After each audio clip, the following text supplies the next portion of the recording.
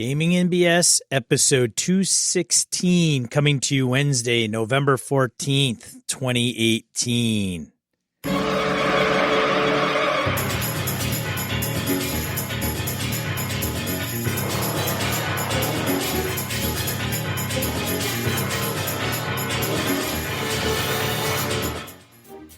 Welcome to Gaming NBS. I'm one of your hosts, Sean. And I'm Brett. Welcome to the show, folks. Welcome back. Glad everybody's on board. How you doing, Sean? Whoa. You took a day off after Game Hole, and I did not. I did take a day off a Game Hole. But I have this Thursday and Friday and all next week off. So, Cause what are you doing, Brett? gonna go try to kill something and eat it. Oh, That'll make me feel good. for all our animal rights activists out there. But whatever. if you just figured out that's what I like to do, then I'm not sure what to tell you. Well, and there we go. Yes. So let's see. Announcements. Let's see. Evercon.org. That's still happening. Pre-reg is still available. So folks, get in there, get your discounted badges, get your events in. I think we're pushing up to 120 events already in. We always get a big push after Game Hole Con. So anyway, go out there, check out what we got cooking, and hopefully we will see you there. And let's see. Oh, my Avalon Kickstarter, as we talked about last show, is still on track to happen this December 2018. Phil, Chris, and I, the boys from Uncoded, we're going to get back together pretty soon here and keep talking details and make sure everything's still cooking. But all signs point to yes, so that's very cool. And Mr. Mark Tasaka, thank you once more for your kindness. I made sure I passed that over to Sean as well. Yeah, Mark, thank you very much, you dirty bugger, you. Yes, and he also gave me a note on Patreon. I know, for those that have dropped us messages on Patreon, I hope you don't mind me not responding, because if it's something we want to acknowledge, I certainly want to put it on the show. Same with some emails and everything. So if you don't get a response right away, it is hopefully not gone unattended to. So, but thank you very much, Mark. Very, very kind of you. It just leaves me speechless sometimes what you BSers do out there. That's all I got to say. No, it's really nice. We have an amazing group of fans is too strong. We have a really good community, good group of people that kind of rallied around two idiots out of Wisconsin talking about gaming. So it's very humbling. So thank you all. Yes, indeed. All right, man. Shall we random encounter it up? Yeah, let's get to random encounter. All right, so I will knock the first few out since they're kind of referring to me. Oh, do it, man. So Ad Nix, thank you for the email. He is going through our back catalog and came to the August 2017 episodes. Oh. So the day that will lie in infamy for me personally. So, yes, Ed, didn't mean to jar you. And if you haven't listened back then, what I'm referring to is my wife and I's our experience with high velocity impact poisoning. Yes, that's pretty bad, I hear. Yeah. Yes. Don't stay away from that stuff. I mean, it should have like a big old yuck mouth sticker on it. Yeah. You remember the yuck mouth stickers, I Brett? absolutely heard Mr. Yuck. Oh, yes. Yeah, so that's a blast from the past. So hey, all you old guys and gals out there, let's basically, if you're in your late 30s, early 40s, at least you'll know what Mr. Yuck is. Mr. Probably. Yuck. It's the green sticker we were told to put on nasty chemicals in the house because that would prevent our little ones from drinking ammonia and Pine Sol and all that other stuff underneath the sink because it had the little Mr. Yuck sticker on it. Also wanted to thank Joel up near Brillion for Joel. Thanks for the kind words and thoughts. And then Richard H., more kind words. Yes, the cat did get a UTI. So if I didn't elaborate on the last episode, that's what my cat ended up getting. Sweet goodness. And then Brian Kurtz, hug received. And that's so I know there's plenty of people out there that have expressed thoughts and everything and, hope that we were doing well. Things are getting better slowly but surely. So because you haven't written in or whatever, I still know that you're out there. So no worries. Brett, so you want to continue with Yeah, let's see. Abram. Yeah, Abram Nothangle says, hello, Brett and Sean. During the random encounter for episode 103, that's a ways back, you asked people to write in if they use downtime as a role-playing opportunity in D&D 5e. Well, I have to say that my group actually do use downtime for role-playing in 5e. Sometimes we just write it off so we can move on to more interesting content, but sometimes we actually use it as a tool to create more immersion, buy-in, and player agency within the game.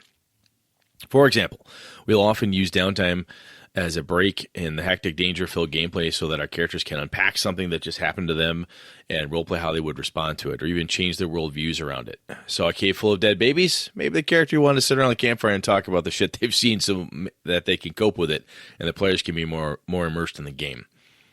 Other times, my group will use it as an opportunity to introduce more conflict or intrigue into the game. Do you have someone watching the door at night? Is there a watch rotation? Are you in a safe town? No. Boom, a player gets kidnapped and the rest of the party has to come to rescue them. It's happened twice to me alone, not to mention the rest of the party. Dude, don't Abram, man, get someone to watch your back. Anyway, he says he could go on about the opportunities for downtime, but I think you get the point. As you mentioned, it's a tool for playing the game. Maybe you don't use the tool most of the time for ease of play and speeding the game along, but it's nice to have around to pull out when you think it would add depth to the gaming experience. On a completely unrelated note, have you guys ever done a podcast on how to finish a campaign? This is a topic I've been thinking a lot about. I've been gaming for a decade now, and I've never finished a campaign with my home group. Here I'm using campaign to mean anything longer than a one-shot adventure.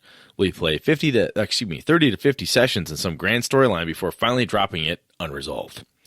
It wasn't until recently that I GM'd for a new group that I even finished a campaign at all. Is this something you've experienced? Do you have any suggestions? Keep up the woodwork and good woodwork. I'm not a woodworker, but hey, whatever. Keep up the good work and don't stop gaming, Abram. I would call that game fade. Game fade. You know, Abram is equivalent to pod fade. Yes. We use in podcasting. Abram is not the only person to ask us about this, Sean. No. And it's been kind of a topic you and I have thrown back and forth a few different times. We've talked a little bit about it over the years, I think hit and miss in different episodes, but like an actual sit-down focus on it, I don't think we've done. So that will have to go into the topic pit and see where that one lands. But that's a good idea. Yeah, so the quick answer is no, we haven't done a show dedicated to it. We have hinted at certain pieces of a campaign, wrapping it up, but we can elaborate further. Yes. Thank you for writing in, Abram. All right. Any other comments? No, man. I think that's cool. I've just added it to the old topic pit. We'll see where it goes. Apart from that, do we have no other listener stuff? So, post Game Hole, we just had Game Hole, so we don't want to drag the whole show into just a complete recap because we'll jack something up. Because we would just launch last year's show. Yeah, exactly. We're happy to see everybody. We ran into these people, and we didn't want to, forget about anybody's name, so we didn't mention a lot. And these are the games we played. One of the coolest things, I think, from a people perspective, that happened. Aaron Coleman brought some beer for Sean. He brought some beer for me. He said, "Hey, you can have this, or you can share it with Sean at GaryCon." Brett said something like, "Share." No, we ain't cackling off the distance. Not my words. So Aaron did Sean a solid, and one of our listeners, Dave, brought like a bunch of mead. Oh my god, and that went over very well for a number of folks. And not that we're just to be bought with liquor, but liquor helps. Anyhow, one of the cool things, apart from you get like Brandon and Eileen that come up that have been listening to us for a while, and there's a number of people that, oh my god, thank you, you're here. Roger Brassa comes in from Maine, and with Nagy, and it's really cool. But every once in a while, someone had stopped by, and quite honestly, I was a little bit floored. I had a couple come over on Thursday and say, "Hey, you're Brett." And I said, "Yes, you listen to the podcast. We just talked a little bit. Yeah, we were listening to you. We love the positive attitude." And they were very, very flattering. And I said, "Oh, where are you guys from?" They said, "Well, we're from Connecticut. We just want you guys to talk the show up, so we wanted to come see it." I'm like, "Holy crap, that's a hike. I hope we didn't let you down." And they both said, "Nope, it's going great, having fun." And then I met a dude while I was walking in Saturday morning, and we were just talking about stuff, and he kind of gave me the "I think I know your face" look. I introduced myself, and he said, "Yes, I'm from Nebraska, and you guys talked it up so much, I had to come and check it out." So, wow, that's really that type of thing is always really cool. Sean, was there anything that I guess did your game go well? You played Forget About It. It did go well. It was quite a bit of role playing. The action wasn't as intense as it has been in the past. Doesn't make it better or worse, but Different. Different, yeah. I was short a player, which was surprising, and I had one on the waiting list. So I'm not sure how the waiting list worked. Like, I guess I had to report it, and then it gets, I don't know if something gets kicked off. But anyways, I played the last NPC, which worked out just fine for me. I could probably push things along a little bit better that way. Cool. Yeah, so that was good. My two games I ran, my Trail of Cthulhu game, that went over really well. And one of my buddies, Mike Robinson, I hadn't seen Mike in, God, a long time. He had moved out to West Coast, Oregon, and he came back to play. So that was really cool, hanging out with Kevin and I. And then my Avalon game was awesome. I had a really good table there. So that went over really, really well, too, I felt. So both. You know what I want to do, Sean? We've talked about this. I think by next game hole, you and I got to cook up something. Like an off-book dungeon event, some kind of something. We got to do either a tag team game master. We got to try to add some WoW to an event, man. We got to do something. I don't know what the hell that something is, but I think we should figure. We should try Game something. Hole Con? Yeah.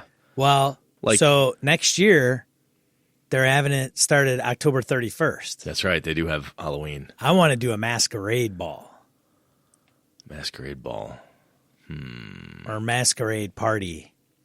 You get admitted, you know, you gotta maybe even sell tickets. Like I'd love to. I don't know how. I have no idea how to make such. I mean, now's the time to start thinking of those ideas, right? Yeah. Yeah. So anyway, I want to do something cool next year. I just have no idea what the hell it'll be. Well, and then it's Halloween, right? I mean, it's like Yep. on Halloween. And I'm pretty sure from what Alex had posted up, they plan to do something kind of cool trick or treat wise for families. Right. Which might be a really good excuse to take my kids out of school in the middle of in the first part of November, so they can come to Game Hole Con for a day. Is there anything, Sean, that you did you have any like huge oh my god highlight for you? I mean, the con itself was awesome as always, but anything that like went wow, this is awesome? Everything was awesome, except for my interaction with Chris Steele. Yeah. Oh, because of the mind. Oh, now you gave it away, Brett. So, I don't know how much I want to get into the weeds in this, ladies and gentlemen, but I'm just going to put this out there. Chris Steele came up to me and said, hey, I have a game to show you. And I said, okay. So, Chris Steele from the Tabletop Talk podcast. Tabletop Game Talk. Game Talk, thank you. Yes. Where they talk about Board games. Card games. Yep. Card games. And so Chris says, okay, here's the deal. There's a deck of cards on the table. He says they're numbered 1 to 100. He says you draw one and look at it. And then I'll draw a card and look at it. And then the goal is for the person with the lowest card to play first. But... And I said, okay, so I just tell you or what? And he says, no. Can't say anything. Kitty, one of his co-hosts, was like, she says, I call this the stare into each other's eyes game. And I said, okay, so I can make signs with my hands, gestures? No. So I said, okay, so between you and I said, how does this work? The person with the lowest card plays first, and then the next person. Now it's just he and I. It's a 2 to 4 person game. And I told Chris, I said, I'm gonna choke you.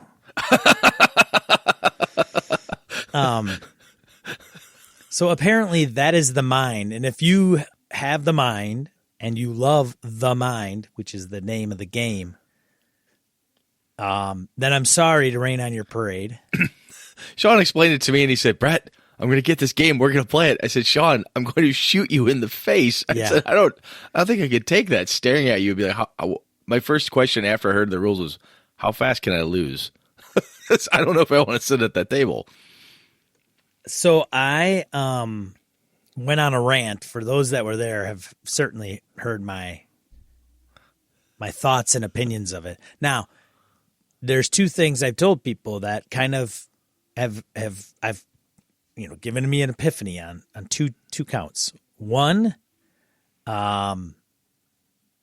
it's a crazy game, but and I would just not be into it. But two, it gives me hope because I can produce something and somebody will buy it.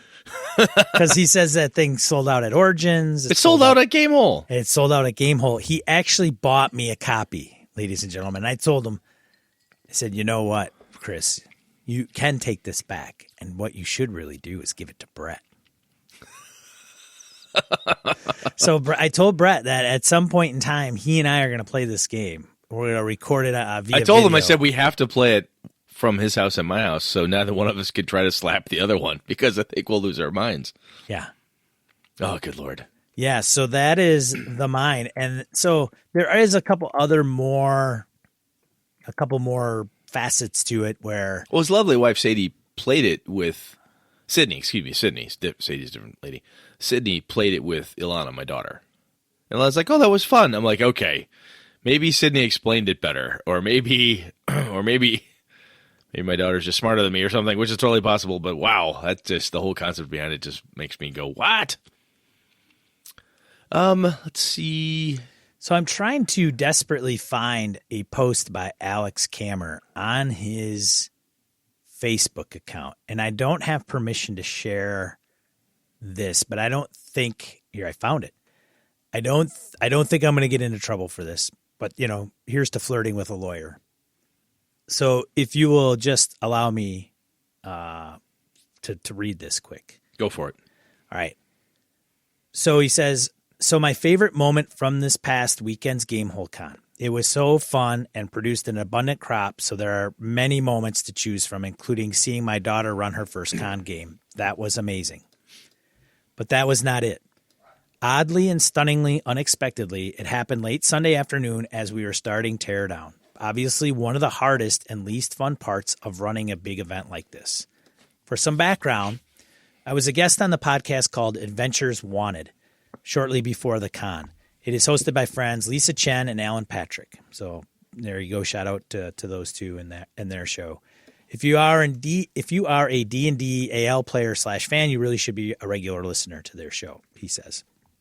Anyway, they had me on to talk about the impending show, our AL Hall, but primarily to talk about organizing and running inclusive events.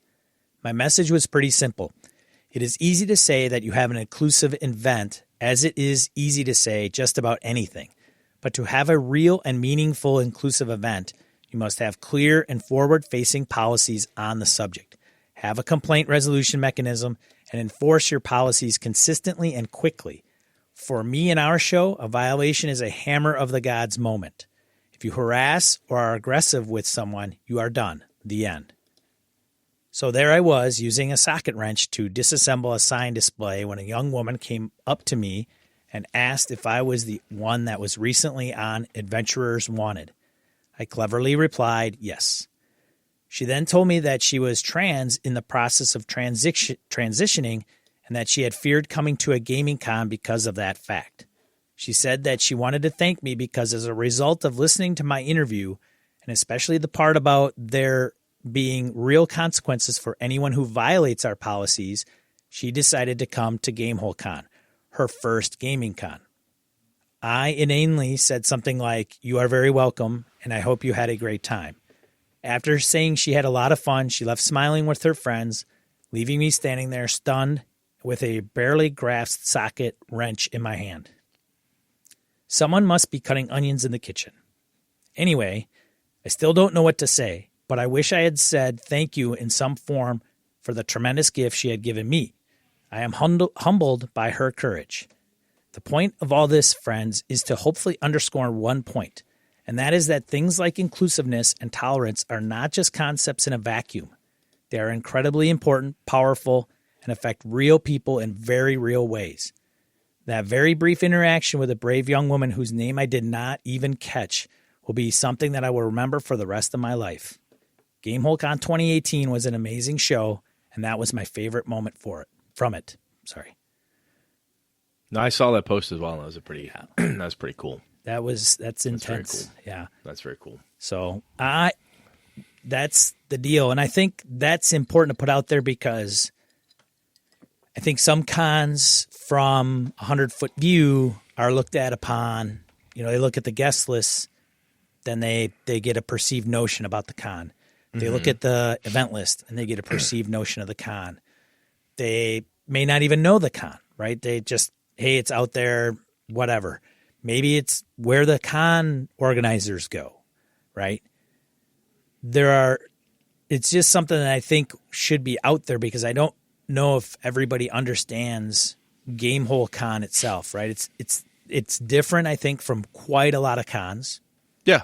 Again, not saying one is better over the other, but well, it's becoming. I mean, I shouldn't say it's becoming, but it is. Well, yeah, it is. It's becoming a requirement where you need to do the right thing in these cases. You need to make sure that if somebody's being harassed, whatever, I've had to deal with similar things even at Evercon, a very small gaming convention. You must deal with it, and no matter how uncomfortable the problem is or what obnoxiousness it brings to me personally, it has to be fixed. It has to be fixed now, and it can't be anything stupid like, oh, just ignore that person, or I'm sure that person didn't mean it, because fuck all that. It has to be taken care of, and that's really cool. I'm happy for Alex and the team because that's really cool. Now, having said that, that comes full circle to everybody that has run games under our banner, that has heard of us, that has gone to Gamehole Con. I have not seen one negative post about the whole con afterwards. Everybody has been, it's the best one I've been to. It's really come into its own. Had a great time, saw great friends. Things were handled in a professional manner. That is all that is been attributed to you, the person we're talking to right now. You don't get unnoticed. Like, you also bring that to the table. So people come, and while there is policy and process, if the behavior trumps that in a positive manner, then it makes enforcement, a moot point, which is great. You look at all the men and women who are running games under our banner in the little Gaming BS little gaming arena there next to our booth. It was super cool. I mean, folks running stuff, teaching card games, board games, doing all sorts of cool things. Chris Steele and his wife and Kitty from their show was doing stuff, and we had Eric Ponce, the Weregator, running, and just some really cool stuff. And I asked people when they're done running, how'd the game go? How'd it go? Oh, it was great. Everyone got into it. Slow start, but we really got going. I thought I made a couple of mistakes. But I never heard anybody with, I had an asshole at my table. Yeah, there was a problem there we couldn't fix. So that means all the men and women who are not only running games but are gaming at the table are bringing the right stuff to the table, at least everything I saw. So that gives me hope. I love that stuff. So that's really cool. Yeah, so everybody, good on you for repping the industry, not just gaming and BS, not just the game that you're running. Repping that says a lot for just gaming, tabletop RPG, and the folks that go to Gamehole Con, and hopefully they go to a lot of other cons and spread that goodness, because that's what we need. It's it's a bit cliche when Sean and I say, we do this for listeners. It's great that all y'all listen to us and pay attention, write in, and when you come to Gamehole Con or at Gary Con or anywhere Sean and I are, and you say, hey, I listened to you, and it's thank you. I've had some of our listeners say some very nice and very flattering things about how it's helpful for them. Their day job is stressful. They want to get away from it. We're good for that. They like the attitude. They like what we bring. But I'll tell you, it's a gaming convention. Even if it's run for shit, if it has great attendees, it will be a goddamn good time. And the only reason that I have so much fun at Gamehole, I like seeing the special guests and all, but the people that come to the con that we hang out with and that we see and the new friends we make every year, man, those people make it just awesome. Yeah, it's cool. We had more at our soiree on Saturday night probably than the previous years. Like the people that are actually, I don't want to say that are actually, but the folks that know who we are, there were more of you there that Saturday night, where in previous years there were just kind of a mixed bag of different people and they really didn't know, who bought the beer, and they were kind of hanging out in the Clarion. So that was good. And I know that's not always easy because I think we started at 6 and went till, 8-ish, 7:30 before the beer was gone. It was less than 2 hours and the beer was gone. Y'all drink like crazy, people. But I think, having said that, we don't want to assume that you're just showing up and that's, we know that some people are going out of their way to show up. They might have had a game or they wanted to play in a game where they may have not have scheduled to show up for us, but they did anyway. So thank you for doing that. It really, and the one thing that's really cool about it is we talk about some of these folks on our show. Like we talk, hey, this person wrote in, that person wrote in. And it's funny because then you are sitting there having a beer and you're like, oh, I think I recognize that name. Yeah. I think I've heard your name on the show, and it's, hey, I think I've heard your name on the show. Well, that's cool, and that's great. And everybody just got to talk and got to know each other, which was great. And folks that didn't drink showed up as well, and that's fine, and that's what we want too. Sometimes I get nervous about having beer there because some people, that's not their thing, and that's okay. So thanks for those that even went out of their way. Hey, I don't drink, but I'll show up, say hi, and then I'll bolt. Fine and dandy, great. That's all we could ask for. So thank you for doing that. I don't know if I want to, highlights other than that. I don't know, man. I mean, it's one of those cases where I run the risk of saying, oh, I saw, Jared Radisher. Oh, I saw Eli Kurtz. I mean, and I did. And I'm going to miss somebody. So let's just stop. We should just have a name. Like we should. I've contemplated this as just taking pictures of people's name badges, and we've tried to do a thing where we say, "Hey, sign." We put a grid on the table. Hey, try to get people to sign. But I think we're going to have to start grabbing people and say, "That's it. Your name, your face with your badge," because I don't want to forget you and just get a big ass list. But it was a hell of a good time. I have been Sean asked me this at the end, and if folks haven't been able to tell on the show, I've been kind of bummed lately about just gaming in general. Has been kind of. I think my words were kind of like pissy. I think I've been a bit pissy. I used the word pissy. I've been more pissy than usual. And Sean said, "You feel better? You feel rejuvenated?" And I said, "Yeah, I do." I asked you how. I'm like, "Hey, where's your head at?" Right. Then I'm like, "No, this was fine, man. This is exactly what I needed." And it was a very positive environment all around. People came up and say, "Hey, how you doing? You get your game things figured out?" Yeah, I got some stuff. And people said, "Hey, I had a similar problem in my group," and then we talked about it. And I'm like, "Oh, that's a good perspective. Oh, that's a neat idea." Forrest Gary and I spent a long time sitting down just between game sessions he had and just shooting the breeze around different approaches and thoughts. And it's enlightening to talk to the men and women we game with. And it was just a shit ton of fun, and I feel rejuvenated for gaming. It was really fun. I think I got trolled. Oh, I know you got trolled, which is funny. I got trolled there.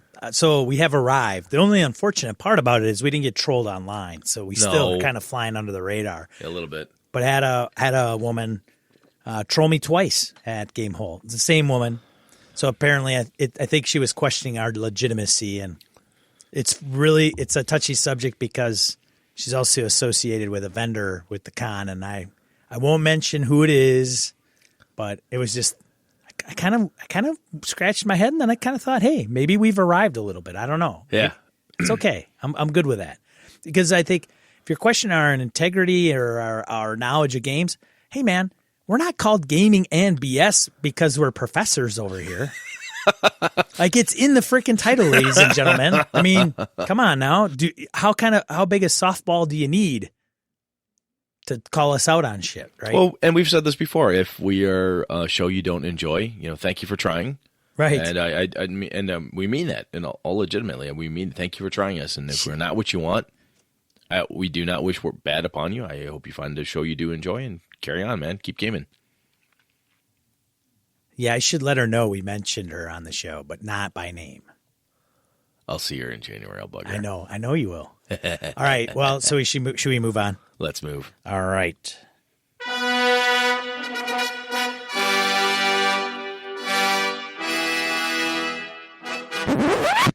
right, Brett. We didn't want to do the whole episode on Gamehole. So what are we talking about? Well, I'm going to tie it into Gamehole because one of the things that hit me was I done went and did a bad thing where I said, hey, Roger Braslett, hey, Edwin Nagy, I'm going to run an off-books Avalon game for you guys. It'll be great. We'll do this.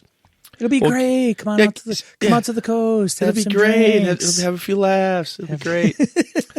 Die Hard reference. Yes. And it didn't happen. Shit happened, and we got busy, and next thing you know, this person's over here, and this person's over there, and people say, I'm going to run an off-book game. That's a son of a bitch sometimes get people, too. So I said, you know what? I had such a goddamn good time. Roger was actually in my Blacksmith's Folly Avalon game. I'm like, you know what? I can run this online. And I thought, why aren't I running games online? Yeah, Sean, why aren't you, Brett? Well, we talked about it, Sean, when at the end of the comment you said, hey, how you feeling? Where's your head at? I'm like, I feel better, and I think I need to do more of this. And Sean said, why aren't you? And I'm like, you know what? I think one of the reasons I wasn't was because of the actual play podcast that I've been doing. Dun, dun, dun, dun. And I love doing it. It's still a lot of fun. However, it is work insofar as you want to make sure you've got certain sound quality, and you want to make sure this functions, and story beats are good, and you want to, there's more pressure involved in doing it than other than just for fun. And I remember back, and I told Sean, I'm like, when you ran D&D and Star Wars, and when I ran Trail of Cthulhu, I ran it online with Sean, Wayne Humfleet, Kev, and a couple other folks. And it was a fucking good time. And part of the enjoyment of it was if somebody's sound quality was acting up, or somebody's, they started rubber banding, or they were roboting a little bit, or their image, hang on, fuck it, let's go get a beer. Everybody take 5. I got to take a leak. I'll come back. It was fun. It was enjoyable. And it was one of those things where I have now met, through Gaming and BS and other places, I've met all these really cool men and women that I could be gaming with. We could be gaming with. But I love gaming in person. But why the hell aren't I diving into this harder, And I think I viewed it as more of a work thing insofar as I want to make sure it had certain quality and blah, blah, blah. When at the end of the day, it's just a game. It's really no different than an in-person tabletop event. We just have to stare at each other over a monitor instead. So I think it was a bizarre, or possibly bizarre way for me, but it was kind of a little slap in the face like, hey, you dumb shit. You should be running some more online games. So, Sean, are you running anything online right now? I'm currently not running anything online. So we've talked about doing stuff for patrons and other things online. So that's an update that's going to come rather swiftly here. So Okay. We're going to switch the patronage to monthly.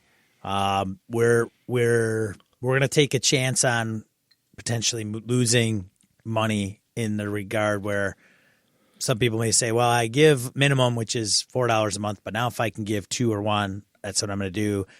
And that's fine. That's okay. So I just want to say before we get into that quick. So Patreon is going to change. I don't know how I can change it because I'm not sure how it affects. Like if you just lose all patrons and then they have to re-pledge.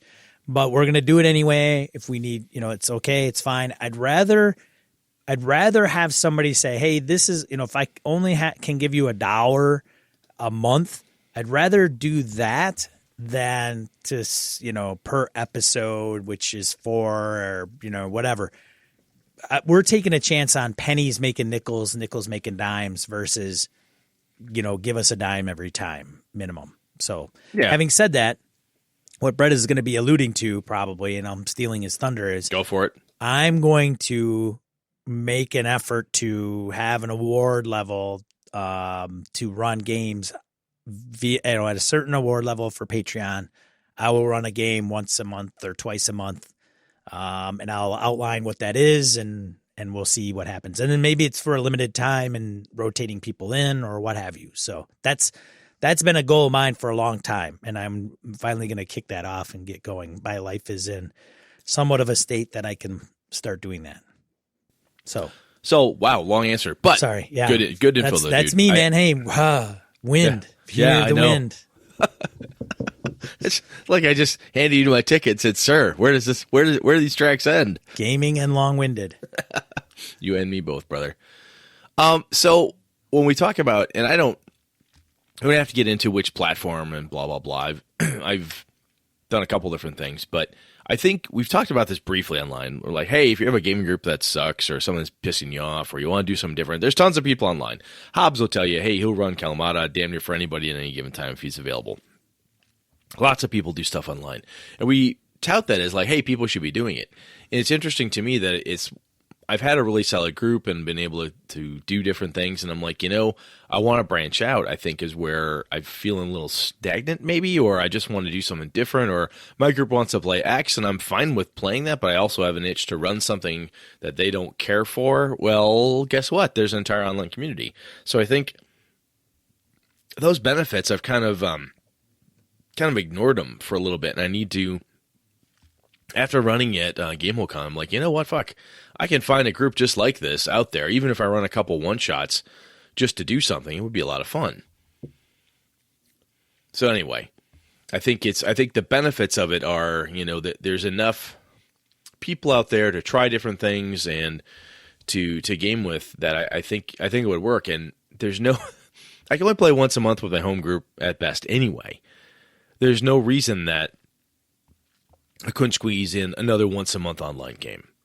It could happen. And you don't have to have an 8-person crew. You can game with 4 people, 3 people. It doesn't have to be a lot of people. And the variety of folks who are into lots of different games that are out there, I think it's worth digging into. And goddamn, it's high time I did it. That's kind of where I'm at. So this is the episode where you announce that. I'm coming out. I'm coming out of the I don't want to game online closet, and by God, I'm going to do it. Yeah, fair. All right. That's great, So, man. so Sean, if you're going to game online, Yeah. do you care about the platform, or are you like, look, do you care if it's theater or mine? Does all that shit matter? We've talked about this in bits and pieces, but is that a big thing for you, or do you just not care? All right, ladies and gentlemen, here we go. So hopefully you'll have your favorite drink next to you. And I'm going to say, it depends. There you go, drink. So yes, it depends. Because if you're running, so it depends on what? Depends on the game. It depends on the game or the people system for the most part. Okay. Well, it could be the people. Maybe they don't have access to something, which is I would be kind of surprised, but I mean, I would say that it's mostly because of the type of game I would be running. So running a tactical game. A tactile game. That's different. Tactile. That's more braille. Tactical game, like, say, Pathfinder, for example, or maybe a miniatures game. Miniatures intensive game. Yeah, where you want pogs, you want something on the table, you want a map and 5-foot squares or whatever. You want that. Got to put some maps down. Got to snap the grid. Got to get some tokens. Well, shit, you could even do what like I do with my kids when I play. Use the old brown paper with no grid, but still moving figs just for reference points. How are you going to do it on video?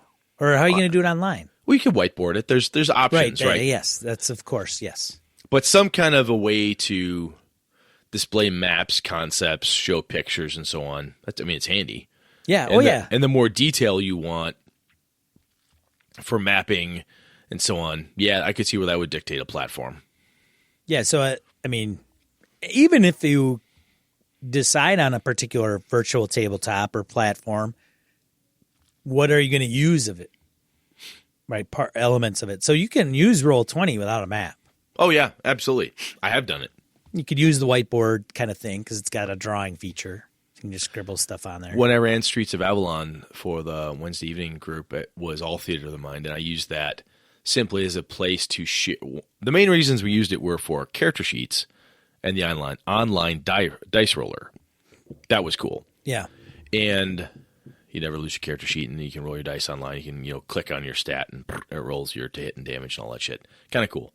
And I then used it also to show pictures. I had a picture that was representative of a lamplighter, or hey, this is what a goblin is, or hey, this is an arch or a dungeon stoneway, or what Vera the Otyugh looks like. I could pull that out, which was essentially the online equivalent of me calling up an image on my iPad and flashing it to the players. Same type of thing. But yeah, if you have some of the platforms have much better features, and it does make sense for certain games and styles of play, you would definitely want to make sure that you have those features available. Yeah. And don't go too crazy. Like, oh, I'm going to go buy the ultra mega version of Fantasy Grounds, and then it turns out all you're really doing is you just want online die roller because everything's theater to mind. Or you don't want any of that, and you're just going to look. You want the ability to look at everybody, see everybody, and that's it. And then hear voice, audio. Yeah, because then you can use a Hangout, Google Hangout for that. You can use Skype. Oh, shit, yeah. Yeah, Skype, Google Hangouts, Meet. Shoot, there's another one. Zoom. There's a few others.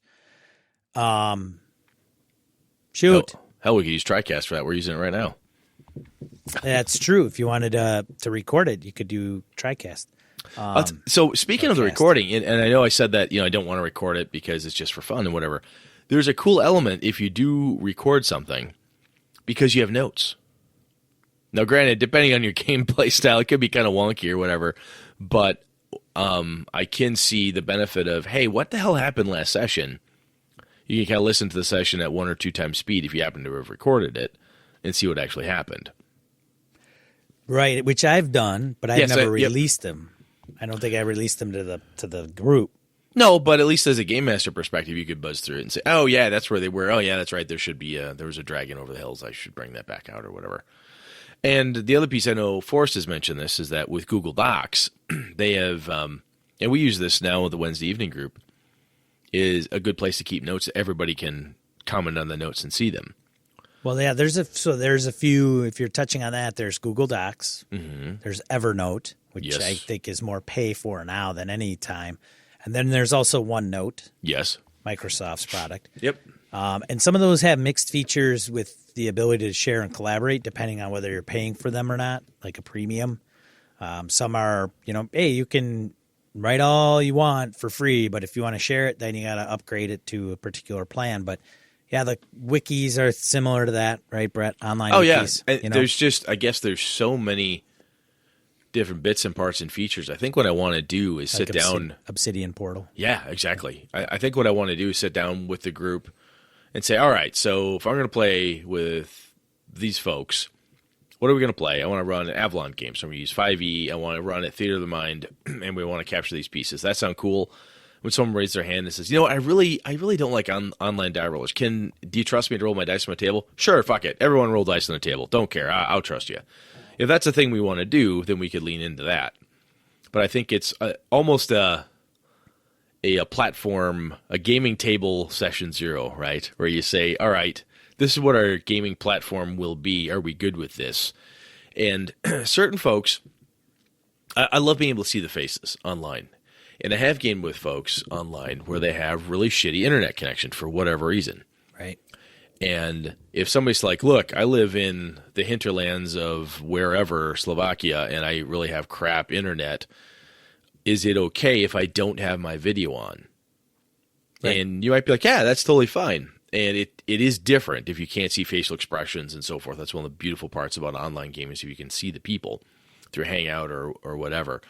So that's a concession you may have to make to game with certain people, or might have to say, look, I hate to do it, man, but your internet connection sucks so bad. It bums everybody else out at the table, but we can't play with you because we can't see you, and it's imperative. How important is that? I could see that being something to talk through and then be ready to make a potentially hard/uncomfortable decision discussion around, Well, yeah, and I think if it's funny because there's an analog to this, right, where you can compare it to face-to-face gaming. Yes. So everything is kind of that. Well, I play online, and you're mimicking the face-to-face experience. So some people will say they're not the same, which is fine and a valid argument. Mm-hmm. But going to what you're saying, Brett, is somebody that has a bad internet experience equivalent to somebody that shows up to a game but is always looking at their phone and only tunes in when they need to? Or is it similar to them that they're always getting interrupted by text messages so they have to duck out of the game? Or that every time you turn around, their internet connection and their image is always rubber banding. You can't, it can be very jarring in the middle of a game to have somebody's connection just completely crap out on them. It's happened. It happened to Sean and I. It was like, we were gaming just again for fun. Like my internet connection went to shit or somebody else's did, and it can cause the night to stop. Well, it's not the end of the world, but it can happen. We're like, look, I can't get online. I'm sorry, guys. It just sucks. I love my buddy Jeff and his wife Victoria, but man, when those two get on, like you got to start out getting on 30 minutes early so we can troubleshoot all the shit you're going to run into. And they were both trying to connect who's from the same who's house. savvy enough to understand how this functions. Yeah, so thank God his wife was savvy enough to try to get Jeff on. But, it was an ongoing battle. I don't think any week would go ultra smooth, and it became a point of contention. And frankly, they weren't having a really good time dicking around with that stuff either, right? It wasn't like, hey, we got to have a talk. It wasn't fun for them either. Yeah, we have mentioned this type of thing, but I think just to kind of focus on it, I think it's one of those pieces where we could say, yeah, I'd like to do online gaming, but I think it behooves everybody to say, I am not having fun because every time I log in, it never seems to work quite right. I'm struggling with the technology more than I am gaming. If you are, if you're struggling more with that, or you just flat don't like it, you'd be like, Brett, I love gaming with you, man, but I'll tell you, I don't like this format. I want to game. I can't game online with you. I have to game in person. And then I have to if it's about me and my game, I have to say, you know what, man? Totally cool, Sean. Bow out, brother. No harm, no foul. Love you, and we'll find someone else to take it. But I think it's another one of those pieces where when you're gaming, you have to be honest about it, saying, I don't like this format. I can't get my point across. And the other component when you talk about this too is you and I think we do a fairly decent job, and we've been doing this for a number of years now, as I try not to step on you, you try not to step on me. It happens in person all the time. But when you're on the mics and someone starts talking about, okay, you go. No, you go. No. There's a cadence and a method to stopping it, saying, Sean, your turn to speak. This person's turn to speak. And almost the game master's perspective becomes almost more moderator in a way to keep the channel clear, because so much chatter in your ears with headphones or whatever can be just maddening.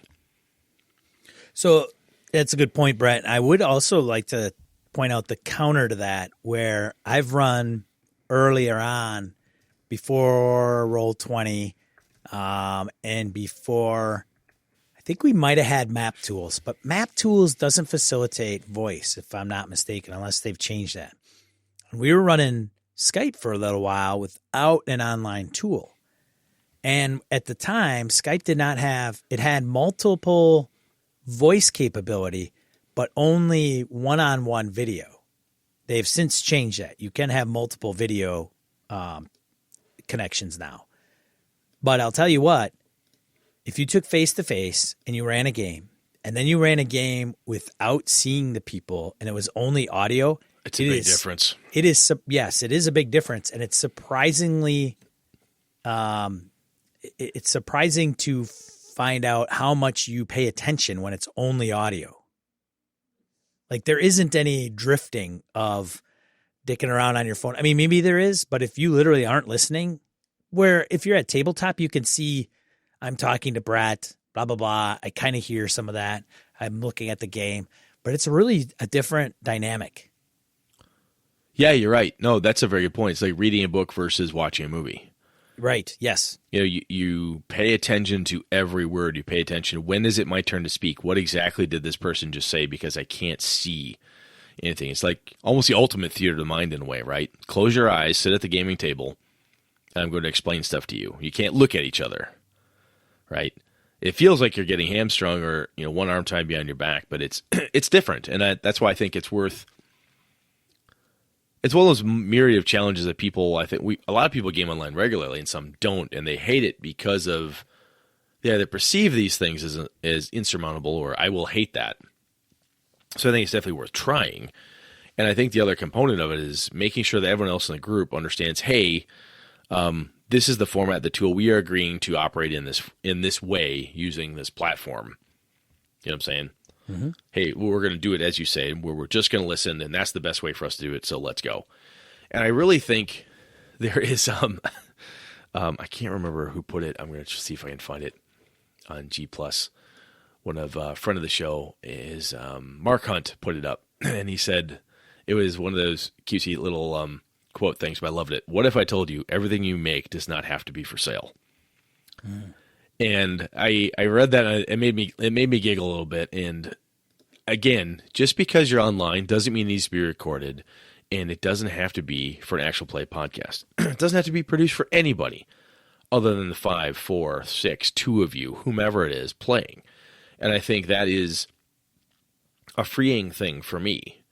Part of it is because we do this. So I'm on the mics. I'm trying to be conscious of where I am. Am I leaning too far away? Am I leaning back enough? Yeah, mic technique. Yeah, mic That's technique. what that is, I don't have to worry about it as much if I'm playing for fun. So I'm going to go, Brad, I can't fucking hear you. Oh, sorry, man. And I lean in. Or if I have to cough, I don't have to necessarily mute it. I just turn away and you hear. Then it is. I've got allergies and I've got a busted nose from years of martial arts. So sometimes you're trying to stop certain things, whatever, because you're being recorded and you really want to make sure it's good for the listener. But if you're just playing with your friends online, some of that stuff no one even cares about. They don't even notice. You don't have to worry about being professional about it. You just need to be present and active and participate, and that's what matters the most. Yeah. One of the things, and I think you were going to get to it, but one of the things that I found somewhat refreshing, and I don't mind going to people's houses and, grabbing my stuff, taking it to work, going directly to their house afterwards, maybe stopping and grabbing something to eat, bringing it with me, sitting down, playing the game, packing up, going back home. My drives to my games have been pretty good and pretty easy rides. I'm not driving an hour to play a game, and some of you do that without even blinking an eye. But I got to say, hello, that'd be me. 3 hours one way. Anyway, keep going. And you're only doing that once a month. I shouldn't say only, because that's still 3 hours once a month, right? Yep. Now, there is something to be said about I'm going to go home and get home at my regular time. I get out of my work clothes, get into something a little more comfortable. I'm going to slip into something a little more comfortable, Brett. Smoking jacket, pipe, whatever. No. But you say, hey, we're going to kick off at 7 Central Time. You mosey down into the Sean Cave or whatever, fire up the computer, get online.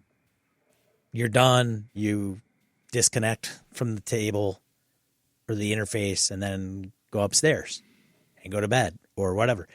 Like, it's not a bad thing as far as convenience wise. Sometimes I sometimes like, I'm going to play a game and I don't have to drive or do this or that. Sometimes it's even weather. If you're in Wisconsin and it's going to be, we got to keep in touch with, hey, are we going to game tonight? Yeah. Because there's 20 inches of snow, or we're going to get 20 inches of snow. Then it's a matter of, well, when does it start? Does it start at like noon, or does it start after 8 o'clock at night? And what does that look like? So we get these wonkiness, like we try to become weather people and determining whether it's risky enough to game or not. And then we make fun of others that can't make it. Well, the other thing that's cool about this too is, so we get here and I get home from work. Right. You change, eat a little dinner, sit down. We game for 3 hours, 4 hours, and you're done. Yes. And you can look at the time. Yeah, and there's something, there's just something so cool about the fact that I don't have to say, well, we game for 4 hours and then it's an hour drive, or 4 hours and then an extra time. There is no, when you're done, you're immediately at the place you need to be at the end of the game. I mean, so the convenience factor goes through the roof in a way, Yeah, or you take a break and you want like your beer or your favorite beverage, and sometimes you'll bring it with. Maybe you forgot. Maybe my buddy Doc doesn't have it in stock because he's got a big fridge full of stuff, and it's like, hey man, you don't have my favorite beer in here, and he's just got Hamm's in stock, for Christ's sake. Hamm's beer, and then he's like, you could bring your own, man, and then you forget. But like if you're at home and you want to walk into the fridge and grab your favorite beverage of choice, or I know some people that stop, they're finishing up dinner right before we start. And I don't know, man, it's just and then you can have like, I have my own desk.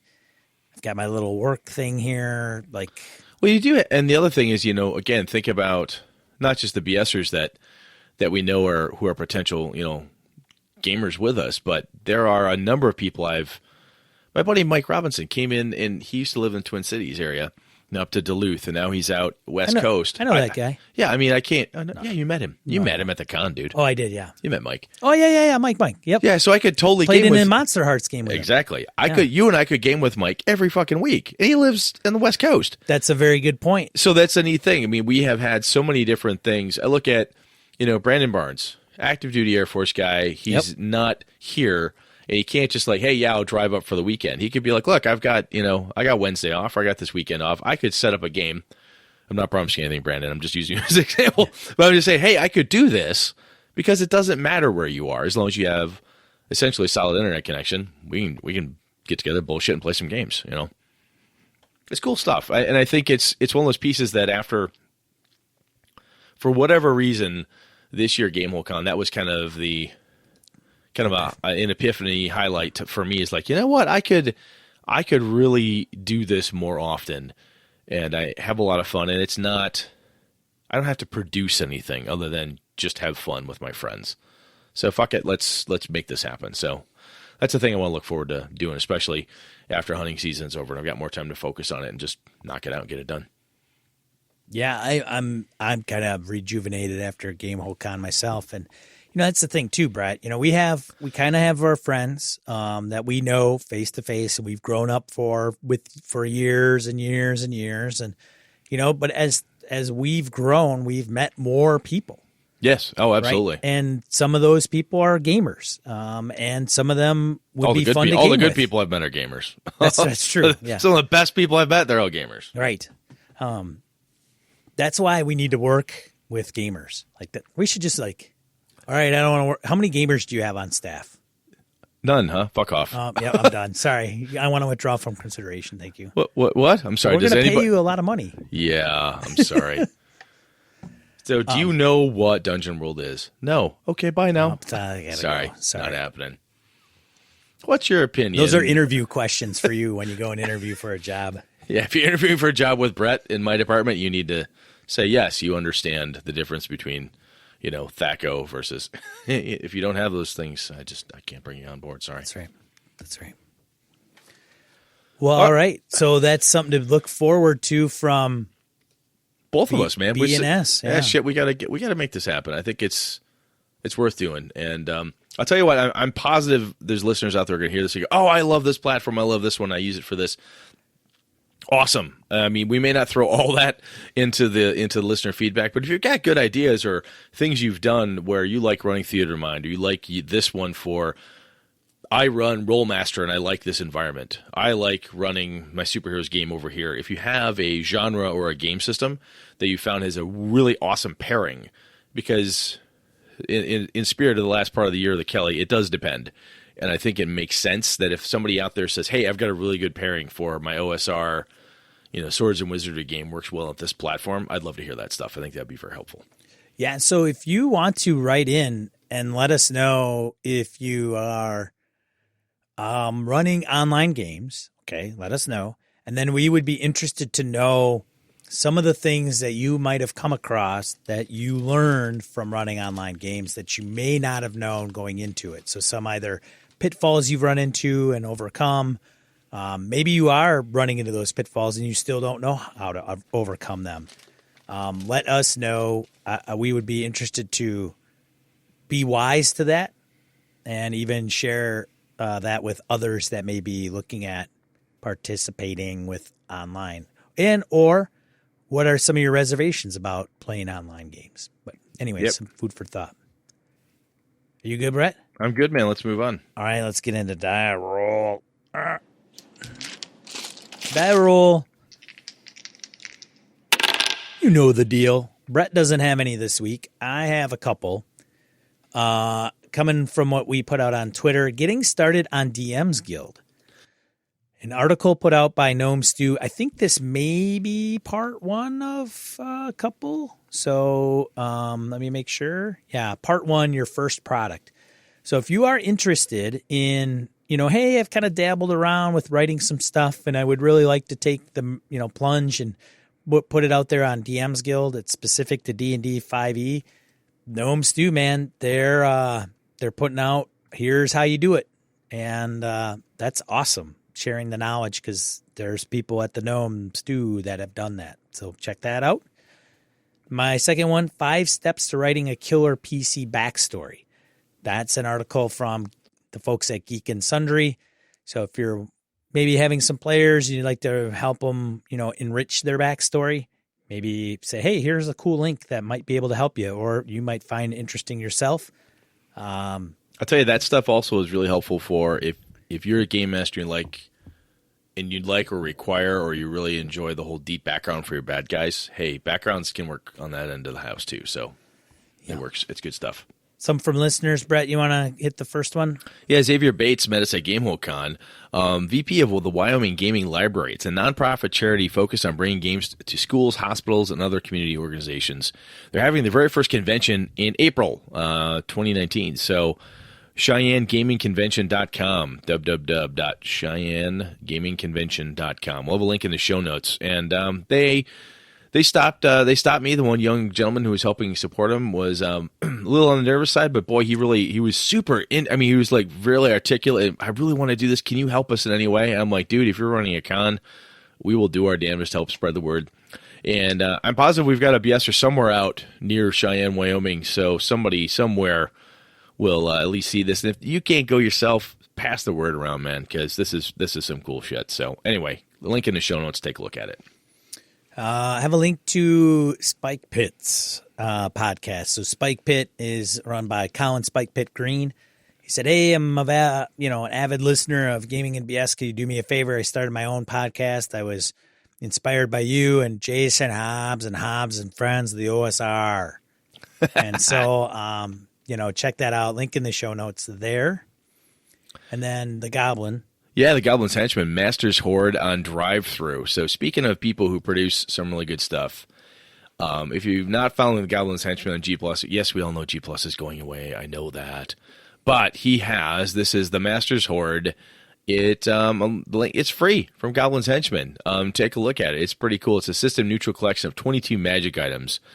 I think it's pretty cool. And the Goblin is just an awesome, awesome dude. And he's a ton of fun, and I love this type. His OSR do-it-yourself approach is awesome, and really can't say enough good things about the Goblin. So good job, man. Speaking of Google Plus, Brett, so some of you are like, hey, what is the deal with that? And some of you are probably not clued in, and that's okay. So Google Plus is going bye-bye probably sometime next year. I forgot what the date is. I think it was like August or something-ish. Yeah. Don't know. So then folks on Google Plus are like, where's everybody going? So MeWe is a platform I am on, and I started a Google Plus community there. Some people have moved over to that. So right now we're kind of splitting time between Google Plus and MeWe. Brett is not on there, so they're wondering where Brett is. Yeah, I got to get on it. I got some flack about that. Bracelet said, just so you know, we're mocking you openly until you arrive. I'm like, shit, I got to get Bracelet, that bastard. He divulged our secret plot to overthrow Brett. No, at least funny. my secret plot. I'm like, shh, don't tell anybody. Don't tell Brett. Thanks, man. So we're like, where's Brett? I'm like, shh. Shut up. Shh, he's not here. Dave's not here, man. So we'll see if it's going to stick. There's a lot of gamers on there. There's differences of opinion about the particular platform. So people are like, why? What's the opinion? It goes back to people on social media and what types of people are where and, who wants to be affiliated with what platform. So it's difficult because G+ was, I think, for a lot of gamers who were in that space, it was like the quote unquote perfect or really good place. I enjoyed it. I know Sean did. We've met some of our best friends there now. Exactly. Some Seriously. Amazing people. Yeah. And when you lose that, and just about everybody I know, like, fucking Facebook. I mean, my mom's on Facebook. It's not that fun. It's kind of a blah. I don't like Facebook much. I don't know or a lot Twitter. of, I mean, yeah. And Twitter's there, and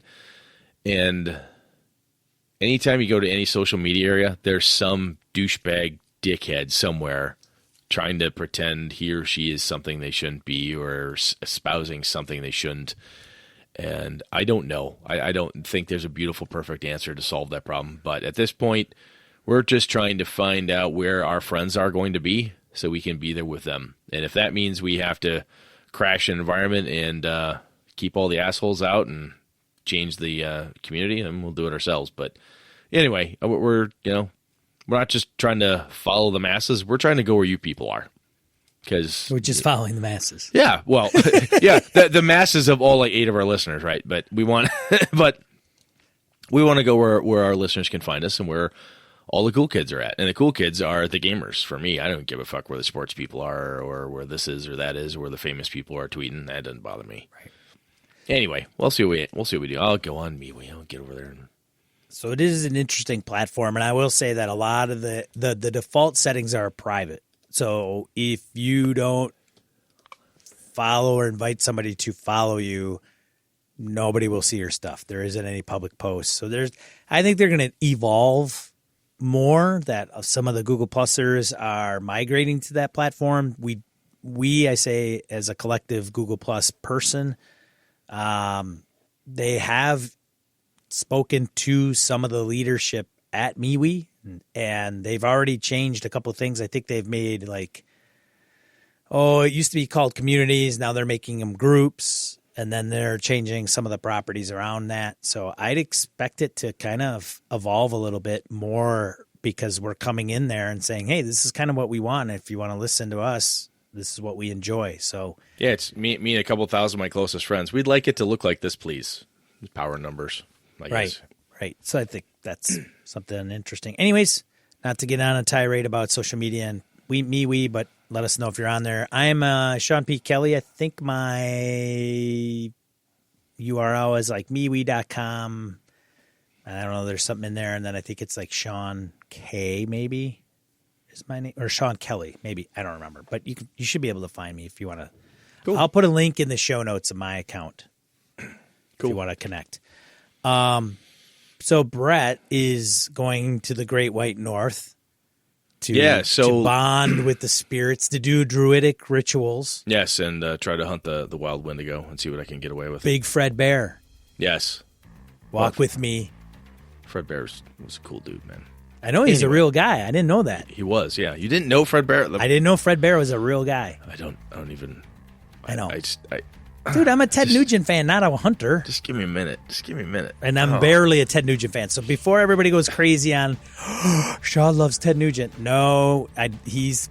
Music, not politics. Music, not he's politics. He's polarizing, so I've enjoyed some of his tunage in the past. I think he's a unique guy, for sure. Yeah, unique's interesting. Anyway, So what we are debating whether or not we're going to have a release the week of Thanksgiving, basically is what it comes down to, because of my schedule and basically my schedule being out and about.